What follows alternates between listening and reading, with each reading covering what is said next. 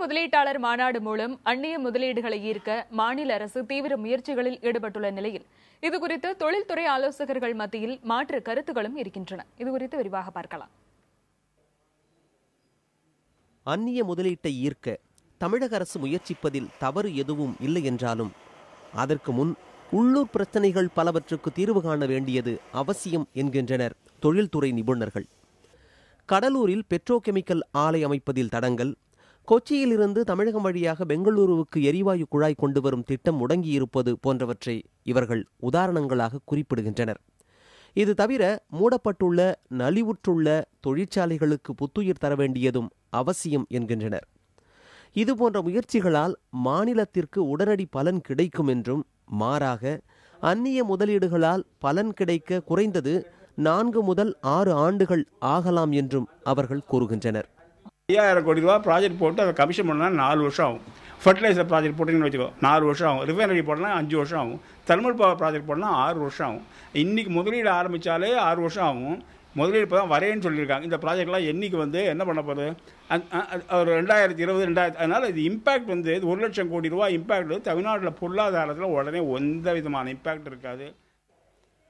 முதலீட்டாளர் மாநாட்டுக்கு பல்வேறு நாடுகளில் இருந்து முதலீட்டாளர்களை ஈர்க்க கடந்த ஓராண்டுக்கு மேலாக முயற்சிகள் நடந்து வருகின்றன.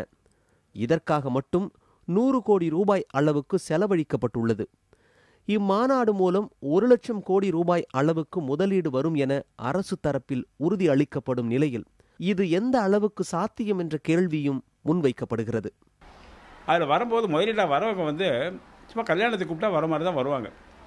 முதலீடாக வரேங்கிறதுனால நாளைக்கு முதலீடு செஞ்சுட்டாங்கன்னு அர்த்தம் கிடையாது. முதலீடு செய்கிறேன்னு ஒரு MOU ஒப்பிட்டாலும் முதலீடு செய்யணுங்க அர்த்தம் இல்லை. அதாவது MOU சைன் பண்ணும்போது என்ன அர்த்தம்னா, நான் முதலீடு செய்ய ஆர்வமாக இருக்கிறேன் அப்படின்னு அவங்க சொல்கிறாங்க. நீங்கள் ஆர்வமாக இருந்தால் நாங்கள் ஆதரிக்க கொடுக்குறோம் அப்படின்னு தமிழ்நாடு, அவ்வளோதான்.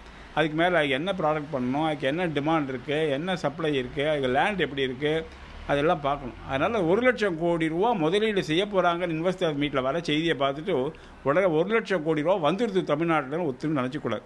முதலீடுகளை ஈர்க்க பல்வேறு முயற்சிகளை அரசு மேற்கொண்டிருந்தாலும் அது சரியான திசையில் இல்லை என்ற மனக்குறையும் முன்வைக்கப்படுகிறது. தமிழகத்தில் உள்ள வளங்கள், தொழில் ஆதாரங்களின் அடிப்படையில் முதலீடுகளை ஈர்ப்பதே சரியான யுக்தியாக இருக்கும் என்றும், ஆனால் தற்போதைய அரசு இதை பின்பற்றவில்லை என்றும் தொழில்துறை ஆலோசகர்கள் கருத்து கூறுகின்றனர். தமிழ்நாட்டில் என்ன சாதகமான நிலவரி, தமிழ்நாட்டில் மொலாசஸ் இருக்குது. மொலாசஸ் இன்றைக்கி தமிழ்நாட்டில் ஒரு ஆல்கஹால் 2,40,000 கிலோமீட்டர் பண்ணுறோம். 10 லட்சம் டன் மொலாசஸ் இருக்குது. அதில் 4000 கோடி ரூபாய்க்கு இன்வெஸ்ட்மெண்ட் பண்ண முடியும். சேலத்தில் ஏகப்பட்ட டாப்பியோக்கா இருக்குது, சக்கரவள்ளி கிழங்கு. அதில் ஸ்டார்ச் பண்ணால் ஸ்டார்ச்லேருந்து 5000 கோடி ரூபா முதலீடு பண்ண முடியும் நமக்கு. அதனால் கவர்மெண்ட் இதில் என்ன விட்டாங்கன்னா, எங்களுக்கு இதுதான் வேணும்னு சொல்லி அதுக்கு இன்வெஸ்டார் வாங்கன்னு சொல்லாமல், அது இன்வெஸ்டார்ஸ் நீங்கள் எதுக்கு வரீங்களோ அதுக்கு நான் சப்போர்ட் கொடுக்குறேன்னு சொல்கிறாங்க. இது எப்படி putting the cart before the ஹார்ஸ்ன்னு சொல்லுவாங்க இங்கிலீஷில். வண்டி ஓடணும்னா குதிரை முன்னாடி இருக்கணும், வண்டி பின்னாடி இருக்கணும். இங்கே வண்டியை முன்னாடி வச்சுட்டு குதிரையை பின்னாடி வச்சா எப்படி வண்டி ஓடும்? அந்த மாதிரி நிலைமை தான் இருக்குது.